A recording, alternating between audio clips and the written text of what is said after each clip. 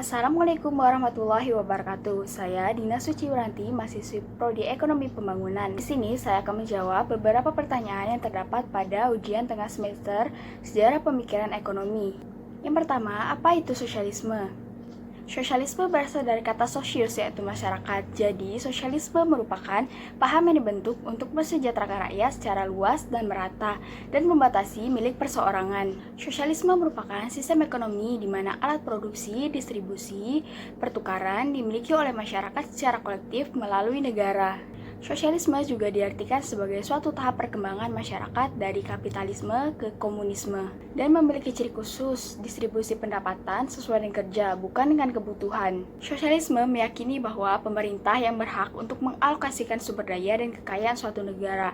Sosialisme juga muncul sebagai bentuk kritik terhadap kapitalisme. Selanjutnya, soal yang kedua yaitu faktor-faktor yang mendorong lahirnya pemikiran sosialisme. Sosialisme muncul sebagai reaksi adanya paham liberalis komunis dan kapitalis modern yang sudah memuncak pada akhir abad 18 dan awal abad 19 di Eropa. Sosialisme muncul setelah adanya revolusi industri di Inggris yang menjadi penyebab terjadinya ketimpangan antar golongan, yaitu golongan borjuis dan golongan proletar. Terbitnya buku Das Kapital oleh Karl Marx juga menjadi titik di mana sistem sosialisme dikenal. Namun, di dalam buku tersebut sama sekali tidak ada membahas tentang sistem sosialisme, melainkan membahas tentang sisi-sisi negatif dari adanya sistem kapitalisme, di mana sistem yang seharusnya dapat membawa kesejahteraan dan kemakmuran justru memperluas penderitaan dan kemiskinan kaum buruh. Para pemilik modal semakin merajai perekonomian, sehingga menimbulkan depresi ekonomi yang sangat menyengsarakan masyarakat. Sistem kapitalis membuat perbedaan kelas sangat terlihat dengan jelas,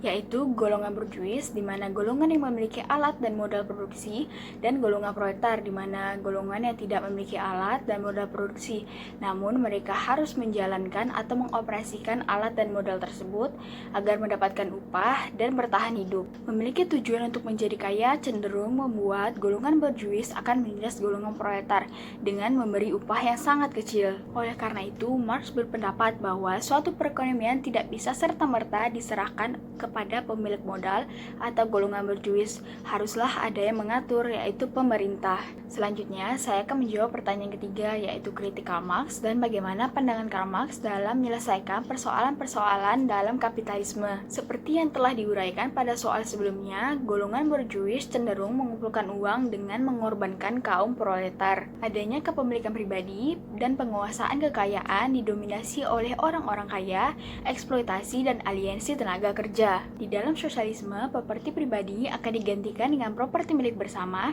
politik dan ekonomi akan dimiliki oleh negara, pajak yang tinggi akan diterapkan, dan perusahaan-perusahaan akan dimiliki negara. Persamaan ekonomi dan pemberian kebutuhan hidup dasar bagi semua warga negara juga menjadi salah satu cara dalam menyelesaikan persoalan dalam kapitalisme. Nah, saya akan menjawab pertanyaan nomor 4, yaitu jika sistem sosialisme telah diterapkan, apakah tidak ada lagi kesenjangan sosial? Menurut saya, setelah diterapkannya sistem sosialisme, kesejahteraan akan dikelola oleh negara, kemudian seluruh masyarakat akan dapat merasakan dampaknya. Namun, tetap saja, tiap-tiap individu memiliki kesejahteraan yang berbeda tergantung dari seberapa besar keterampilan atau keahlian yang mereka gunakan. Jadi, kesenjangan ini bukan berasal atau dibuat oleh kaum kapital, namun berdasarkan seberapa besar upaya yang dimiliki oleh tiap-tiap individu tersebut. Karena jika semakin rajin atau semakin tekun suatu individu, maka akan semakin sejahtera pula dirinya.